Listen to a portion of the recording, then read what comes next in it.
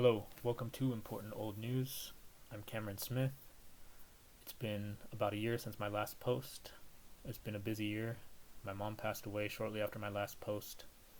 There's been some changes to my living arrangements. I'll just leave it at that. Anyway, it's good to be back, and let's get started. Today on Important Old News, I wanted to talk about a news story that I saw in Internet Explorer. Basically, what I mean by that is Internet Explorer, the browser, which I use quite often. If you open it up in its default settings, it brings on a screen with a bunch of headlines, a news feed, and I see this news feed quite often because I use Internet Explorer often. So I was going through the headlines. They're from various news outlets like CBS, USA Today, Bloomberg, and others. The more you scroll down, though, the more obscure some of these headlines get, or the more obscure some of these sources get, these outlets get. And some of them might even be what you might consider to be clickbait. Now, if you don't know what clickbait is something online that is exaggerated or sensational, and the point of it is to get people to click on it, hence the name clickbait. The story that I saw might be considered clickbait because it had a close-up picture of a guy with a tattoo covering half of his face, like from his jaw to his nose. In the headline, it read something like, "Man does 2 years in prison and is now looking for work." So that was interesting to me, so I clicked on it to read about it. And it turns out it was a story about a man in New Zealand who did 2 years of prison for armed robbery in New Zealand. And now he was looking for work. It was hard for him to find work because of his tattoo on his face. He posted a story on Facebook. People read about his dilemma, and then he started getting job offers. So I thought, ooh, good for him. He did his time. Now he's looking for work, and now he might find work. So good for him. And again, it was a 2-year sentence for robbery with a knife. So armed robbery, 2 years. And not that there's anything necessarily wrong with that sentence. It just made me think, wow, only 2 years for that. And also I should point out that he was 17 during the robbery, and during the time the article was written, he was 19 after he did his 2 years. So, but still, that made me think, like, 2 years, that doesn't sound like a lot of time, especially being from the United States and seeing how much time people get here, and forget about armed robbery, knowing how much time people get here for non-violent crimes.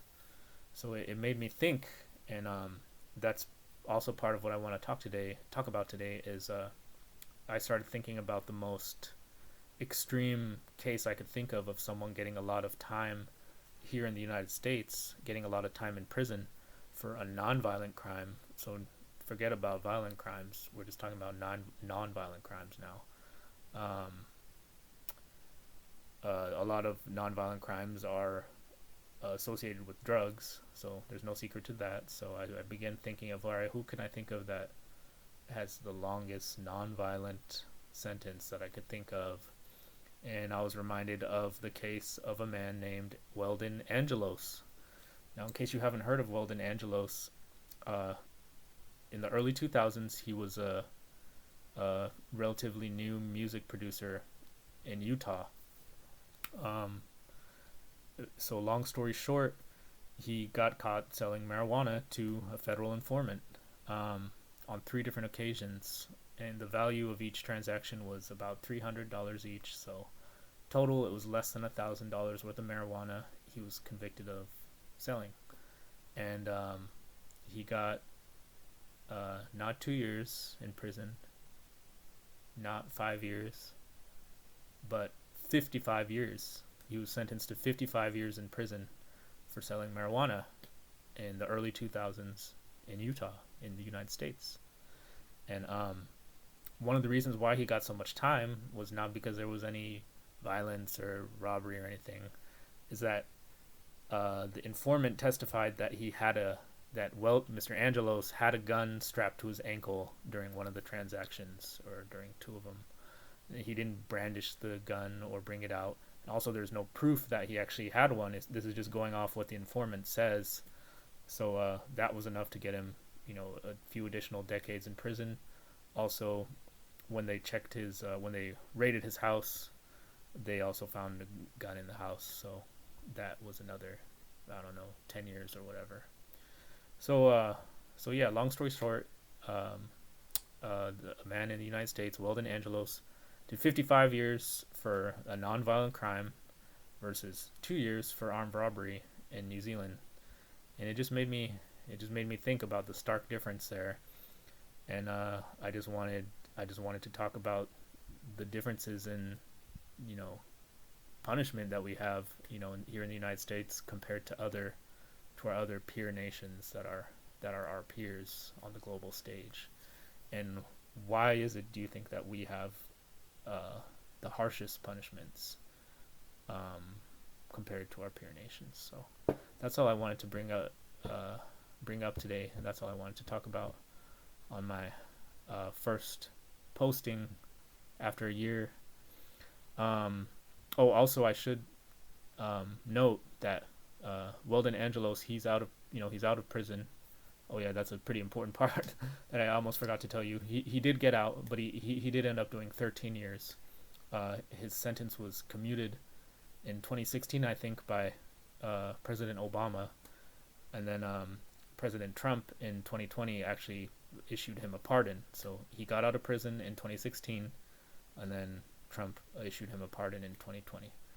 So that's good. At least he didn't do 55 years. He did 13, but still, 13 years versus two, violent versus non-violent. The violent crime got 2 years in New Zealand, and the non-violent crime got 55 here in the States with 13 served. So, and another thing that I wanted to talk to you guys about was, Mr. Angelos is out now, and he talks about, his time being in prison, and how no one believed that that's why he was there when he was there, but he had his paperwork or whatever to show that that is in fact why he was there. And he talks about people that are still in prison for similar crimes like him, just dealing with marijuana. um, I don't know their names because my internet's down right now. This is being recorded on a non-connected computer because my internet's down. But I'll probably talk about it in another episode. But there's two prominent cases he talked about. One was a operator of a medicinal dispensary in California, where that person was obeying all the state laws, and he's still in prison serving a 22-year sentence. Also, he was sentenced in the early 2000s, just like Mr. Angelos was. Also, there's another case he mentioned in Mississippi of a man doing about 60 or 65 years in prison just for marijuana sale or possession, or something like that, just to do with marijuana, or conspiracy to sell, or something like that. I'd look it up, but I can't right now. But we'll talk about that in another episode. So, anyways, that's all I want to talk about. That's all I wanted you guys to think about today, was the stark differences in sentencing that we have here in the United States versus our other peer nations like New Zealand, Germany, Australia, Japan, and others. So once I get my internet back, I'll look up those other names, and we'll talk about those in another episode. But that's all I wanted to talk about today. Thank you if you're still here, and we'll see you next time on Important Old News.